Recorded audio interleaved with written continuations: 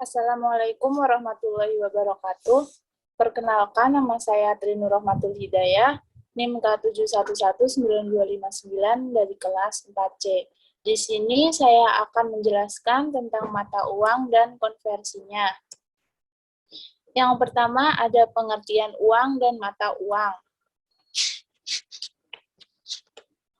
Uang dalam ilmu ekonomi tradisional didefinisikan sebagai setiap alat tukar yang dapat diterima secara umum.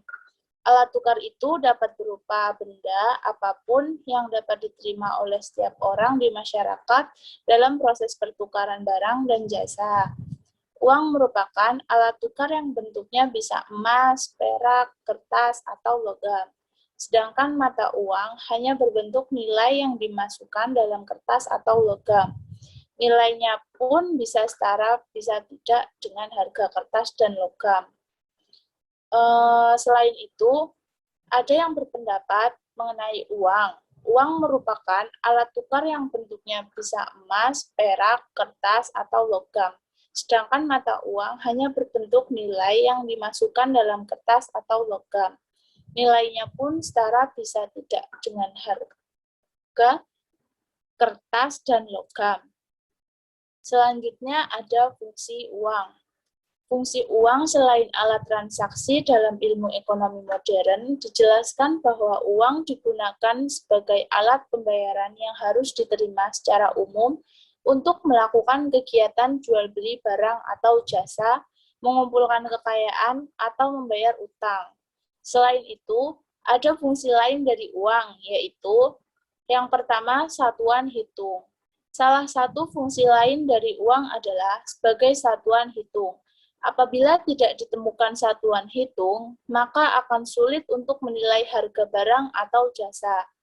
Terlebih, nilai pada suatu barang dan jasa sangatlah beragam. Dengan adanya satuan hitung yang jelas, maka akan memudahkan setiap orang untuk menaksir perkiraan barang atau jasa, sehingga setiap orang bisa membayar sejumlah uang untuk membeli barang atau jasa. Yang kedua, menyatakan harga. Sebagian besar dari kita pasti ada yang selalu menanyakan harga pada suatu barang atau jasa sebelum membelinya. Dalam hal ini, uang bisa dijadikan sebagai alat untuk menyatakan harga barang atau jasa. Karena memiliki fungsi tersebut, maka Anda bisa melakukan pertimbangan yang matang sebelum membeli sesuatu. Yang selanjutnya, fungsi uang untuk alat pembayaran. Fungsi uang berikutnya adalah sebagai alat pembayaran.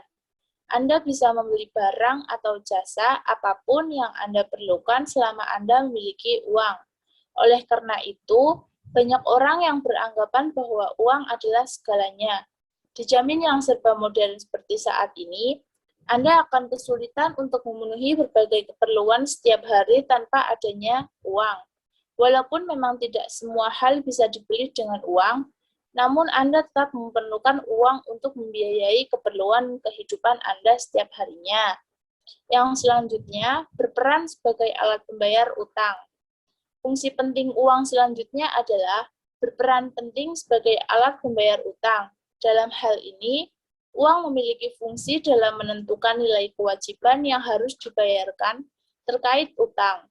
Misalnya, jika Anda memerlukan uang untuk membeli makanan dan berutang kepada teman dan berjanji mengembalikannya secara kredit atau diangsur, maka angsuran atau kredit tersebut termasuk sebagai utang. Yang selanjutnya, sebagai alat pemindah kekayaan. Jika kita membahas tentang harta, maka uang memiliki peranan yang penting sebagai alat pemindah kekayaan. Dalam hal ini, fungsi uang merujuk pada suatu benda yang berharga yang dimiliki oleh uang sebagai alat perantaranya. Artinya, jika seseorang memiliki uang dalam jumlah yang banyak, maka orang tersebut bisa memindahkan kekayaannya ke dalam bentuk lain seperti tanah, rumah, kendaraan, hewan ternak, dan lain-lain yang nilainya berharga. Selanjutnya ada mata uang di negara ASEAN.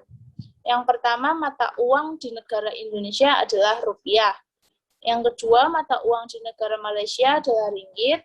Yang ketiga, mata uang di negara Singapura adalah dolar Singapura. Yang keempat, mata uang di negara Brunei Darussalam adalah dolar Brunei. Yang kelima, mata uang di negara Timur Leste adalah dolar. Yang keenam, uang di negara Filipina adalah uang peso. Yang ketujuh, mata uang di negara Vietnam adalah dong. Yang kedelapan, mata uang di negara Laos adalah New Kip. Yang ke-9, mata uang di negara Kamboja adalah riel. Yang ke-10, uang di negara Thailand adalah baht. Yang ke-11, mata uang di negara Myanmar adalah kyat. Sekian penjelasan materi tentang uang dan konversinya dari saya. Bila ada kesalahan, saya mohon maaf yang sebesar-besarnya. Wabillahi taufiq wal hidayah. Wassalamualaikum warahmatullahi wabarakatuh.